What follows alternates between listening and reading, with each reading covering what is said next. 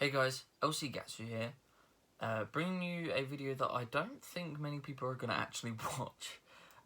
So I just read the first volume of a series called Little Battler's Experience. It's right here. And I wanted to give my first impressions, basically. Now this is one that I'd never heard of before. There will be a haul video coming out. It's either out already or it's coming out soon, where I picked this up. Essentially, I found it on sale for £1.50. So I thought I'd pick it up. I did look into it a little bit. I'd never heard of it before. Now, just to explain what this is briefly, a lot of comparisons can be made to Gundam Build Fighters. Now, if you don't know what Gundam Build Fighters is and you don't know what this is, I will explain. But it's basically Gundam Build Fighters. So essentially, it's set in this world where people can make these plastic model kits. In this they're called LBX, so LBX something, which is Little Battler's Experience, it says on the front. And basically they can control them to fight each other, and it's all about this kid here on the cover, Van Yamano. His dad actually made the LBX system, and he's like obsessed with LBX, and he gets his first LBX from this woman who steals it from this like compound, basically. So it's this like super secret, super rare LBX, and basically his dad wanted him to have this, and you'll find out why in the first volume, and there's all this that ensues. So it's actually based on a video game, which then became like a multimedia series, in the same way that something like Pokemon, Yokai Watch, you know, something like Inazuma 11, that kind of thing. So I think the original was a PSP game, and there's also a 3DS game.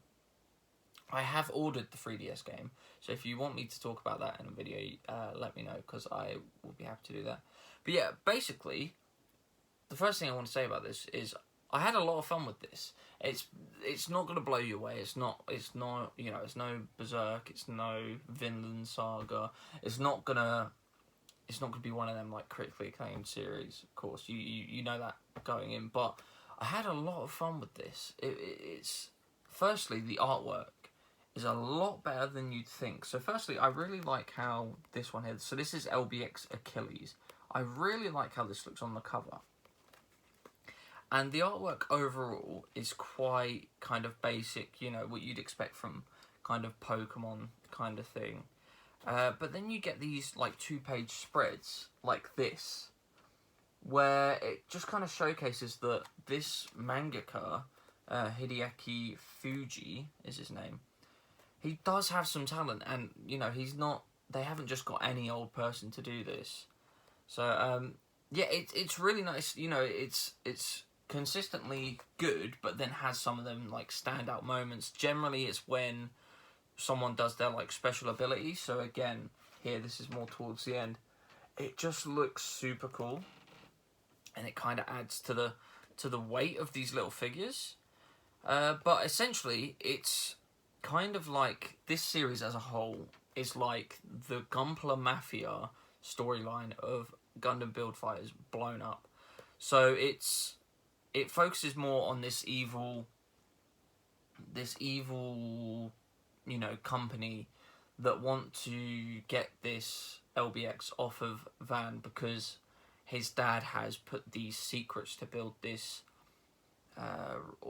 regenerating energy thingamabob, you know, like just an infinite source of energy. So they want that. So the main villain, who is established at the end of this volume, wants that so he can take over the world, essentially. So this volume basically establishes the main characters, which is Van and his friends, and his dad as well. There's a lot to do with his dad, because he thinks his dad is dead, and then it hints that he may not be, and so forth. You obviously, if you read this, you'll find out.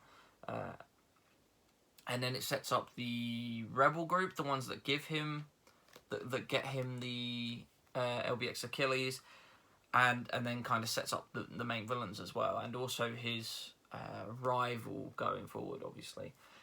So it's kind of like they're fighting back against this evil corporation, and that then leads into what is going to be in the next volume, which is a tournament arc. So basically, some thingamabob, his dad's made this thingamabob, and the only way to get it is by winning this tournament. So now they have to enter this tournament and go against all the evil corporation to try and win it off them.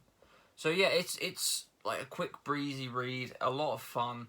Just kind of like, if you're into kind of like Pokemon or Gunpla or like Build Fighters and stuff like that, I would check this out. Definitely. I know you can find it cheap. As I said, I found it for £1.50. It is a little bit beaten up, this copy, but again, for £1.50, like, I bought it.